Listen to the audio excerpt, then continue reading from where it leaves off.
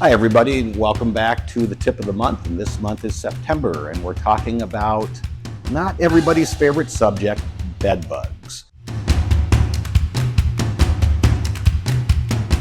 But since school has just resumed and a lot of college activity of new roommates moving in is happening, you might be hearing stories of I've got a bite or I found something. And bed bugs are a little bit of work, but just take a deep breath.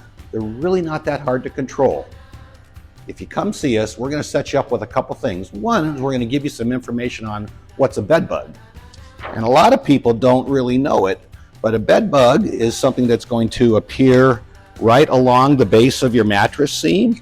And if you're seeing that kind of discoloration, you might actually have a real live bed bug. Is it a nymph? Is it along one of the 5 stages of its life cycle? And is it healthy and feeding on you 2 to 3 times a day? So what we're going to do is teach you how to prevent that, and also how to look for signs if you have been infested by bed bugs on how to get rid of that.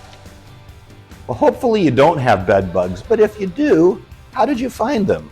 We have some great tools. It only costs about $14 to get 4 of these, and what these are little glue boards with attractants that if bed bugs are there, they'll take interest in this, and wherever they are close to you or on your bed, they'll come to this. So you can put these under the bed or next to the bed frame or under your dresser. They're real helpful.